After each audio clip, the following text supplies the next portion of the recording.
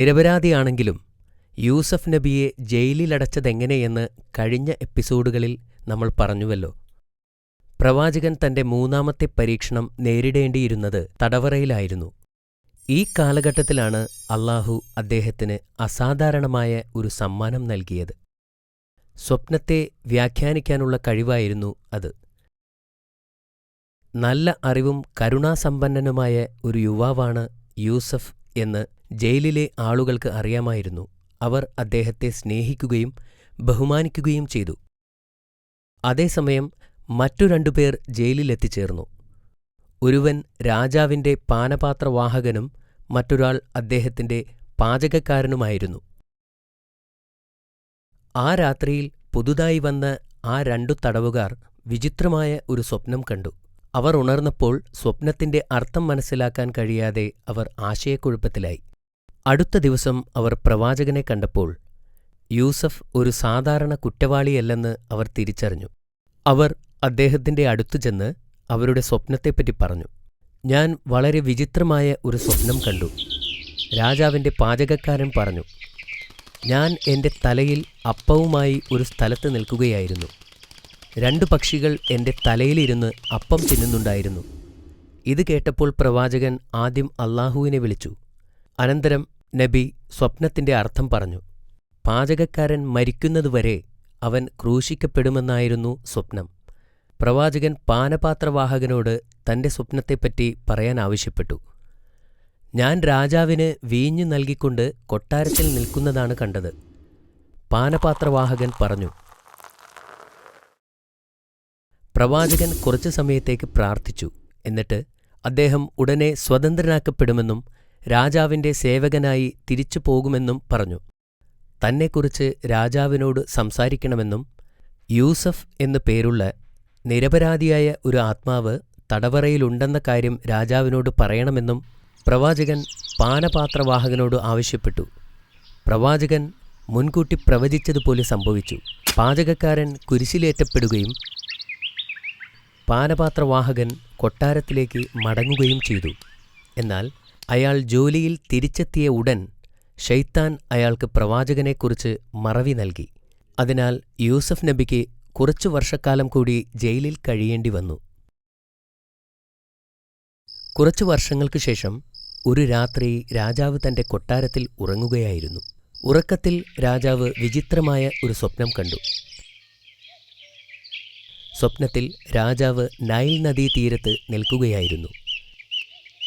പെട്ടെന്ന് തന്നെ നദിയിലെ വെള്ളം കുറഞ്ഞു വരുന്നതായി കണ്ടു. അടിയിലെ ചെളി തെളിഞ്ഞു കാണാം. വെള്ളമില്ലാതെ മീനുകൾ രക്ഷപ്പെടാൻ വേണ്ടി ചാടുന്നു.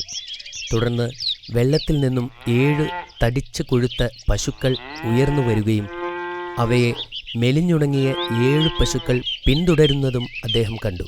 മെലിഞ്ഞ പശുക്കൾ കൊഴുത്ത പശുക്കളെ വിഴുങ്ങാൻ തുടങ്ങി. രാജാവ് ഇത് കണ്ട് ഭയന്നു. അതിനുശേഷം നദീതീരത്ത് 7 പച്ചിലച്ചെടികൾ വളരുകയും പെട്ടെന്ന് അവ അപ്രത്യക്ഷമാവുകയും ചെയ്തു. പിന്നീട് അതിൻ്റെ സ്ഥാനത്ത് 7 ഉണങ്ങിയ ചെടികൾ വളർന്നു. രാജാവ് തൻ്റെ സ്വപ്നത്തിൽ നിന്നും ഞെട്ടിയുണർന്നു. സ്വപ്നത്തിൻ്റെ അർത്ഥം മനസ്സിലാക്കാൻ കഴിയാത്തതിനാൽ അയാൾക്ക് ഞെട്ടലും വിഭ്രാന്തിയുമുണ്ടായി. അടുത്ത ദിവസം രാജാവ് തൻ്റെ മന്ത്രിമാരെയും പുരോഹിതന്മാരെയും ഉപദേശകരെയും വിളിച്ചുകൂട്ടി തൻ്റെ സ്വപ്നത്തെപ്പറ്റി അവരോട് പറഞ്ഞു. ഇതൊരു വിചിത്രമായ കുഴപ്പിക്കുന്ന സ്വപ്നമാണ്. താങ്കൾ ഒരുപക്ഷേ കൂടുതൽ ഭക്ഷണം കഴിച്ചതുകൊണ്ടാവാം. പുരോഹിതന്മാർ പറഞ്ഞു. നിങ്ങൾ ഒരു പുതപ്പില്ലാതെ ഉറങ്ങിയതുകൊണ്ടാവാം. മന്ത്രി പറഞ്ഞു. ഇത് ഒരു ദുസ്വപ്നം മാത്രമാണെന്നും അതിനെക്കുറിച്ച് വിഷമിക്കേണ്ട കാര്യമില്ലെന്നും അവരെല്ലാവരും പറഞ്ഞു. ഈ വാർത്ത പാനപാത്രവാഹകനിലുമെത്തി. അദ്ദേഹം ജയിലിലടയ്ക്കപ്പെട്ടപ്പോൾ കണ്ട സ്വപ്നത്തെക്കുറിച്ച് ഓർത്തു. പെട്ടെന്ന് അദ്ദേഹത്തിന് യൂസഫ് നബിയെക്കുറിച്ച് ഓർമ്മ വന്നു. അദ്ദേഹം രാജാവിൻ്റെ അടുത്തേക്ക് ഓടിച്ചെന്ന് പ്രവാചകനെപ്പറ്റി പറഞ്ഞു. കാരാഗൃഹത്തിലായിരുന്നപ്പോൾ തന്റെ സ്വപ്നം വ്യാഖ്യാനിച്ച കാര്യം രാജാവിനോട് പറഞ്ഞു. യൂസഫ് നബി തന്റെ നിരപരാധിത്വത്തെക്കുറിച്ച് രാജാവിനോട് പറയാൻ ആവശ്യപ്പെട്ടിരുന്നു. എന്നാൽ ഞാനത് മറന്നുപോയി. ഉടനെ രാജാവ് അയാളെ പ്രവാചകനെ കാണാൻ പറഞ്ഞയച്ചു. പാനപാത്രവാഹകൻ പ്രവാചകനെ കണ്ടുമുട്ടി രാജാവിന്റെ സ്വപ്നത്തെക്കുറിച്ച് പറഞ്ഞു. പ്രവാചകൻ അല്ലാഹുവിനോട് പ്രാർത്ഥിക്കുകയും പിന്നീട് സ്വപ്നത്തിന്റെ അർത്ഥം വിശദീകരിക്കുകയും ചെയ്തു. രാജ്യത്ത് 7 വർഷം സമ്പന്നമായ വിളവെടുപ്പുണ്ടാകും. അദ്ദേഹം പറഞ്ഞു, മണ്ണിൽ നന്നായി കൃഷി ചെയ്താൽ നല്ല വിളവുണ്ടാകും. ആളുകൾക്ക് ധാരാളം ഭക്ഷണമുണ്ടാകും. ഇതിനെ തുടർന്ന് രാജ്യത്ത് 7 വർഷത്തെ വരൾച്ചയുണ്ടാകും. ആവശ്യത്തിന് ഭക്ഷണമുണ്ടാവില്ല. ഈജിപ്ത് മുഴുവൻ ദാരിദ്ര്യത്തിലാവും. യൂസഫ് നബിയെ ജയിൽ മോചിതനാക്കാനും തന്റെ മുൻപിൽ ഹാജരാക്കാനും രാജാവ് ആജ്ഞാപിച്ചു. രാജാവിന്റെ ദൂതന്മാർ ജയിലിലെത്തി പ്രവാചകനെ മോചിപ്പിച്ചു. എന്നാൽ ജയിലിൽ നിന്നിറങ്ങാൻ പ്രവാചകൻ തയ്യാറായില്ല. എന്റെ നിരപരാധിത്വം തെളിയിക്കുന്നതുവരെ ഞാൻ ഈ ജയിലിൽ നിന്നും പുറത്തിറങ്ങില്ല എന്ന് പ്രവാചകൻ അവരോട് പറഞ്ഞു. ദൂതൻ രാജാവിന്റെ അടുത്ത് മടങ്ങിവന്നു. യൂസഫ് എവിടെയാണ്? രാജാവ് ചോദിച്ചു. അദ്ദേഹത്തെ മോചിപ്പിക്കാൻ ഞാൻ കൽപ്പിച്ചതല്ലേ? തന്റെ നിരപരാധിത്വം സ്ഥാപിക്കുന്നതുവരെ യൂസഫ് നബി ജയിൽ വിടാൻ വിസമ്മതിച്ചു എന്ന് അവർ മറുപടി പറഞ്ഞു. തെറ്റ് ചെയ്യാതെയാണ് യൂസഫ് ജയിലിലടയ്ക്കപ്പെട്ടതെന്ന് രാജാവ് തിരിച്ചറിഞ്ഞു. ഉടൻ അദ്ദേഹം ഒരു അന്വേഷണത്തിന് ഉത്തരവിട്ടു. മുഖ്യമന്ത്രിയുടെ ഭാര്യ സുലൈഖയെ കോടതിയിൽ ഹാജരാക്കി. അന്നത്തെ ആർഭാട വിരുന്നിൽ പങ്കെടുത്ത മറ്റു മന്ത്രിമാരുടെ ഭാര്യമാരെയും. എന്താണ് യൂസഫിന്റെ കഥ? രാജാവ് ചോദിച്ചു. മുഖ്യമന്ത്രിയുടെ ഭാര്യയെ അദ്ദേഹം അപമാനിക്കാൻ ശ്രമിച്ചു എന്നത് സത്യമാണോ? അദ്ദേഹം ഒന്നും ചെയ്തിട്ടില്ല, ഒരു സ്ത്രീ പറഞ്ഞു. അദ്ദേഹം അവളെ ഉപദ്രവിച്ചിട്ടില്ല എന്ന് മറ്റൊരാൾ പറഞ്ഞു. അദ്ദേഹം മലക്കുകളെപ്പോലെ നിഷ്കളങ്കനാണ് എന്ന് മറ്റൊരു സ്ത്രീ പറഞ്ഞു. അപ്പോൾ എല്ലാവരുടെയും ശ്രദ്ധ സുലൈഖയിലേക്ക് തിരിഞ്ഞു. അവളുടെ മുഖത്ത് അപ്പോൾ ചുളിവുകൾ വീണിരുന്നു. ഞാൻ അവനെ പ്രലോഭിപ്പിച്ചു, എന്നാൽ അവൻ വിസമ്മതിച്ചു. അവൾ ധൈര്യത്തോടെ സമ്മതിച്ചു. പ്രവാചകൻ നിരപരാധിയാണെന്ന് രാജാവിന് മനസ്സിലായി. പിന്നെ അവൻ പ്രവാചകനോട് കൊട്ടാരത്തിലേക്ക് വരുവാനായി കൽപ്പിച്ചു. പ്രവാചകൻ കൊട്ടാരത്തിലെത്തിയപ്പോൾ സുന്ദരനായ ആ ചെറുപ്പക്കാരനെ കണ്ട് രാജാവ് അമ്പരന്നു. കുറച്ചു സമയത്തേക്ക് പ്രവാചകന്റെ അറിവുകളെ പരീക്ഷിച്ചുകൊണ്ട് രാജാവ് അദ്ദേഹത്തോട് സംസാരിച്ചു. പ്രവാചകന്റെ മറുപടികൾ രാജാവിനെ അത്ഭുതപ്പെടുത്തുകയും യൂസഫ് നബി വളരെ ബുദ്ധിമാനാണെന്ന് രാജാവിന് ബോധ്യപ്പെടുകയും ചെയ്തു. പിന്നെ സംഭാഷണം സ്വപ്നത്തിലേക്ക് തിരിഞ്ഞു. വരാനിരിക്കുന്ന ക്ഷാമത്തിനെതിരെ ആസൂത്രണം ആരംഭിക്കാൻ അദ്ദേഹം രാജാവിനോട് ഉപദേശിച്ചു. ക്ഷാമം ഈജിപ്തിനെ മാത്രമല്ല എല്ലാ അയൽ രാജ്യങ്ങളെയും ബാധിക്കുമെന്ന് അദ്ദേഹം രാജാവിനോട് പറഞ്ഞു. രാജാവ് പ്രവാചകനെ കർഷകരുടെ ധാന്യപ്പുരകളെ നിയന്ത്രിക്കാനായി നിയമിച്ചു. രാജ്യത്തെയും വിളകളെയും പ്രതീക്ഷിച്ച ക്ഷാമത്തിൽ നിന്നും രക്ഷിക്കാനുള്ള ആസൂത്രണങ്ങളുടെ ഉത്തരവാദിത്വമായിരുന്നു അത്. കാലചക്രങ്ങൾ തിരിഞ്ഞു. ഏതാനും മാസങ്ങൾക്ക് മുമ്പ് ജയിലിൽ കഴിഞ്ഞിരുന്ന പ്രവാചകൻ ഇപ്പോൾ ഈജിപ്തിലെ മുതിർന്ന ഉദ്യോഗസ്ഥരിൽ ഒരാളായി മാറിക്കഴിഞ്ഞിരിക്കുന്നു. തുടർന്നു വന്ന 7 വർഷങ്ങളിൽ പ്രവാചകൻ കൃഷിക്കാരന്റെ മേൽ പൂർണ്ണ നിയന്ത്രണത്തിലായിരുന്നു. വിളകളുടെ വിളവെടുപ്പും സംഭരണവും അദ്ദേഹം വിശ്വസ്തയോടെ നിർവഹിച്ചു. വരാനിരിക്കുന്ന ക്ഷാമക്കാലത്തേക്കുള്ള ധാന്യങ്ങൾ അദ്ദേഹം ശ്രദ്ധാപൂർവം ശേഖരിച്ചു സംരക്ഷിച്ചു. പിന്നെന്തുണ്ടായി? ബാക്കി കഥ ഞാൻ നിനക്ക് നാളെ പറഞ്ഞു തരാം. മാഷാ അല്ലാ, നല്ല രസകരമായ കഥ. ബാബ, പ്രവാചകൻ തന്റെ പിതാവിനെ വീണ്ടും കണ്ടോ?